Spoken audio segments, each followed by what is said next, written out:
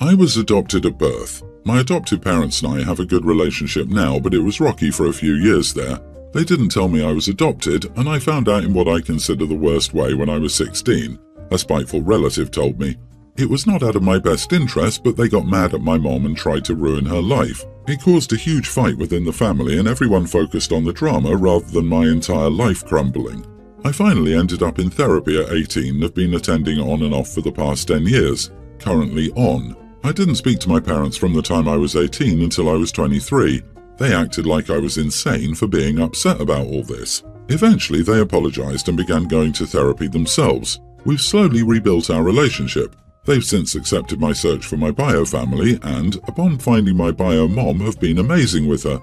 My bio mom was forced into giving me up. She hadn't wanted to, but her family all but forced her. She had no support. My parents didn't know this part, but purposefully chose a private adoption so I'd never know I was adopted. My bio mom and I have known each other for 4 years now. She is an amazing, kind and generous woman like me. I spent so long feeling unseen and different. She was like completing a puzzle. My bio dad died when I was 12 and it's devastating to know I'll never meet him. He didn't want to give me up either, but they were very young and again, no support. My bio mom told me she'd name me Summer, but my adoptive parents changed it. She understood, but I could tell the name meant a lot to her. I recently got married and I'm changing my last name. I decided since I'm changing my last name, I'll change my middle name too. It's got no sentimental meaning versus summer, which does to my bio mom as it's her favourite season, and I was born on the first day of summer. My bio mom cried tears of joy when I told her. She's so touched. My adoptive parents are angry. They say that I've erased them. I kept the first name that they gave me. They say if I had to, I should have just added Summer to my name. Am I the idiot? Not the idiot. You have added Summer to your name instead of a meaningless middle name they gave you. I have a middle name, and my younger sister doesn't because my parents didn't see the point in hindsight. Middle names don't exactly come up all the time, so why not make it something meaningful? This is your life, your journey, your name. Do what makes you happy. They even specifically wanted a closed adoption so I would never find out I was adopted. Like they didn't try to erase your bio mom? You've honored all of your parents. My mother was adopted, and her adoptive mother retained her first name as her middle name. The pot calling the kettle black. Excellent point, and the thing I find funny about that too is in my own adoption, the agency told my family that when I was 18, the bio family could contact them at any time and find me if they wanted to since I was of legal age. In fact, that's how I found my own entire bio family, and yes, it was a closed adoption also. So depending on the laws where they live or the agency they went through, choosing closed adoption still doesn't guarantee OP would never find out. And that's not even a concern when you consider how you can expect to keep a secret that literally everyone around you and your child knows. The only break I can give your adoptive parents is, if you were adopted like 50 years ago when the expert advice was to wait until you were old enough to understand or whatever. But as far as I know, the advice and research have supported telling the truth as early as possible for decades. So your parents either did no research when they adopted or chose to ignore it and force you into their bio-child fantasy, overdoing what was best for you. I don't want to call you an idiot, but your parents raised you from birth and you refer to them exclusively in this story as adoptive parents.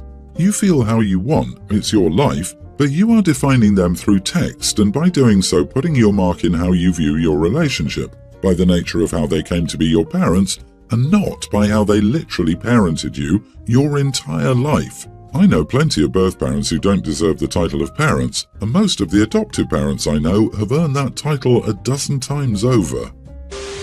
So I, 43 female, and my soon-to-be ex-husband Ralph, 43 male, have a daughter Diane, 18. Ralph worked as a graphic artist and Diane eventually showed interest when planning a career post-high school, so she started taking related electives. The intention was that Ralph would put in a good word down the line for a job or internship at the same company he worked. For all classes related to graphic design, Ralph did easily 75% or more of the classwork.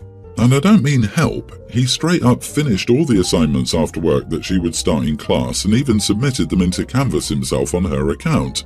This never sat right with me, and we would fight about this on a regular basis, yet the cheating continued, and for 2 years I just aired my grievances without actually ever doing anything about it. In Diane's senior year, so this school year, she successfully got accepted into a hybrid position at a local technical college, so she would take entry college-level courses there in the morning and resume high school in the afternoon. Again, I was very angry that she got accepted with Ralph's work, but I lost that argument. In May, I remember watching Ralph complete her assignments while Diane was eating Cheetos and watching Netflix when I finally had enough. She was about to graduate, was going to go to this college full-time, and we, mostly me, I was the breadwinner to be honest, so most of my money went towards that fund, were literally going to pay for tuition that would be mostly cheated on. And I thought this was beyond ridiculous and a wake-up call needed to happen now. So I emailed one of her instructors what I knew and waited. Pretty quickly the college accused her, and both Ralph and Diane knew it was me who said something right away.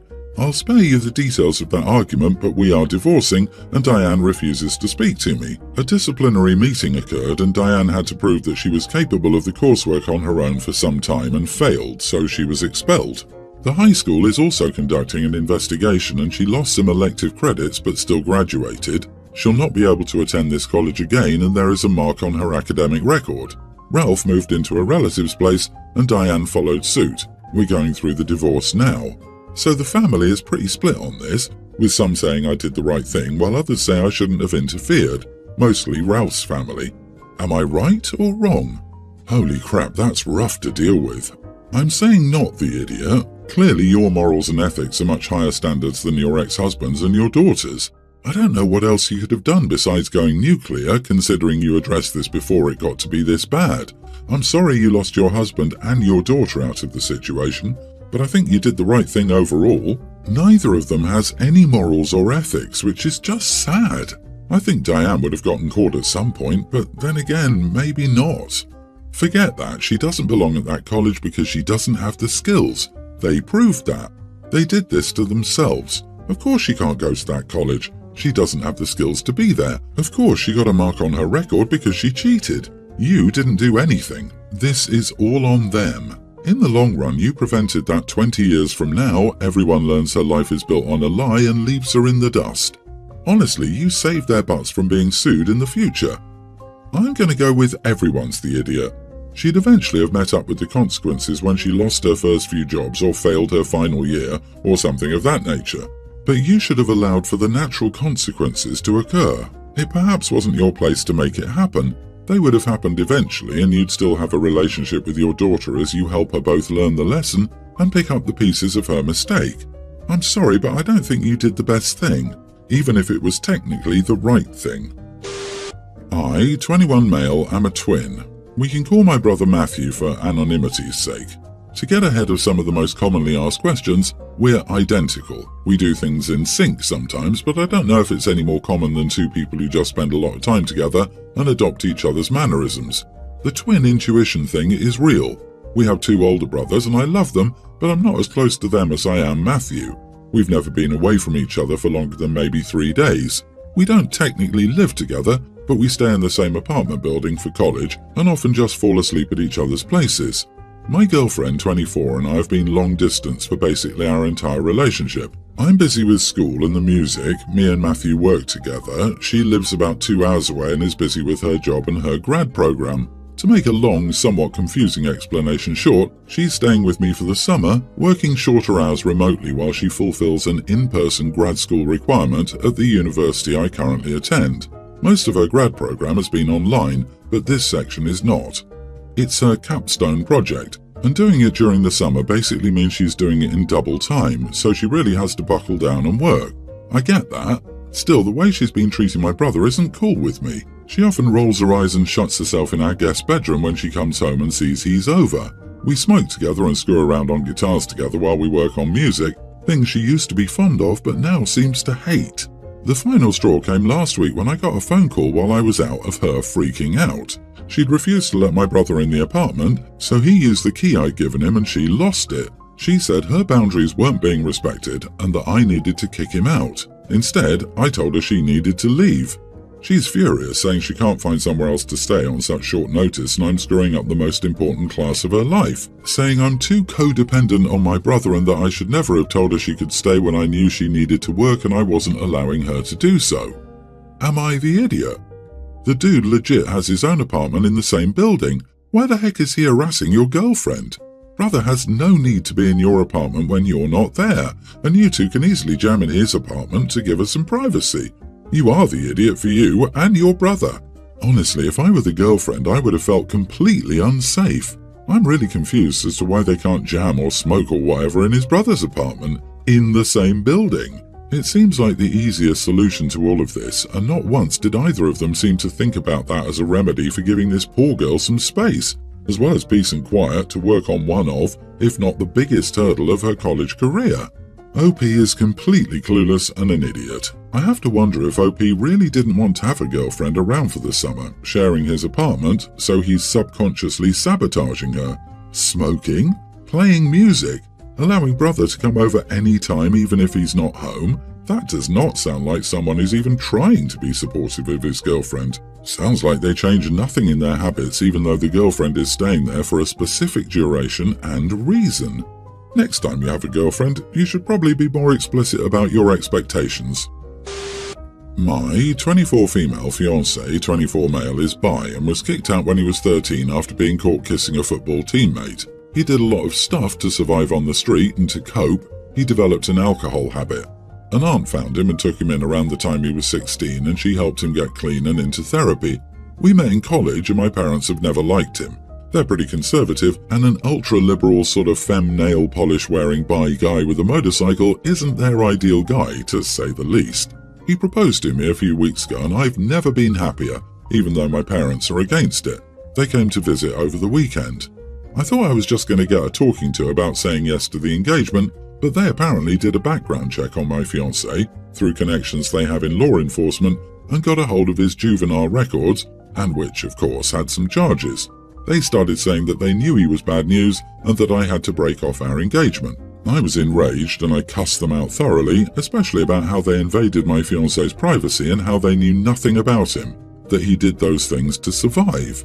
They started telling me how he was just using me for a leg up and they were trying to protect me. I told them to get out and that they were morons for doing what they did. My siblings have been calling me, saying I overreacted and that mom and dad are just trying to look out for me and I should apologize. Am I the idiot? Not the idiot. What they did was a huge invasion of privacy and they've broken your trust, but also your partner's. You're an adult and part of being an adult is making your own decisions and finding out stuff. Your parents need to respect this and be supportive. They should apologize, especially to your fiancé. If his juvenile records were sealed, someone needs to get busted. OP, do you know who your parents used to get his info? Using connections to access juvenile records and then sharing them is a felony offense in most jurisdictions. You may want to drop a dime on the local district attorney, or if your county protects crooked cops, on a local reporter. That's a massive abuse of authority by someone. Your parents thought they were doing research to support you. They went too far when they tried to tell you that you have to break off the engagement. They have no right to do that, and you kicking them out was the right action. Tell the rest of the family in your face that they should be careful because they could be next. Then block them. Congratulations on your engagement. Well, if you think, future you as a parent, that you wouldn't try to prevent your child from making an obvious preventable mistake, you're wrong, or you're destined to be a bad parent. Best of luck. I hope you beat the overwhelming odds you're facing. You are blind in love, and you are the idiot to yourself. The college I go to has a large international population and many of my friends are from other countries. We thought it would be fun to do a potluck dinner where people brought food from where they were from. This was in June. I'm from the United States and not a big metro area, so there's not exactly a ton of interesting cuisine from my area. The dish I decided was most relevant to bring is comprised mainly of pasta and chicken with a sauce. It's not the most complex dish, it's not something that would wow you, but it's a local dish and it's good, so I made it and brought it. I made it homemade, so I did put effort into it. I brought it to the dinner and my friends seemed to like it. However, a couple of people I'm not as close to, and the girlfriend of one of my friends, Ella, were not impressed. She'd been one of the ones to put more work into organising it. I don't know Ella too well, but we met a few times, and she's always been nice to me and I've been nice to her. Her partner is from Japan and brought a really good dish I've never tried before. Ella asked who brought the pasta, and when I said I did, she just said, "Oh." Afterwards, she texted me saying that I should have brought something nicer. She hasn't talked to me since, and some other people also said stuff to me, saying that I was rude by bringing what I did to the dinner, but we made up. There've also been several jokes made about it. I didn't think I was wrong, but the more I think about it, the more I wonder if I should have just brought nothing. I did try and I did make local food, but maybe I should have left the food to the people with more interesting local foods and stuff people hadn't tried. Am I the idiot for bringing what I did? It's a potluck. Not everyone is a gourmet chef. If you cook something outside your cultural background, she complain about cultural appropriation. You're not the idiot. I used to work with someone like Ella and she sucked the fun out of potlucks. I got fed up once and told her I'm black, Irish and made in the USA, so I'm bringing chocolate Lucky Charms. Only then did she quit asking me to bring a dish representing my heritage. There is really one main job of any host or event coordinator. Make everyone feel welcome so that everyone can have a great time. Sadly, Ella violated this one rule miserably. OP, did you have more fun and fond memories of the event because of what Ella said? If not, that's on her. You were thoughtful to contribute, and your contribution was appropriate. With a better host or event coordinator, your efforts would have been appreciated. Move on from negative people like that.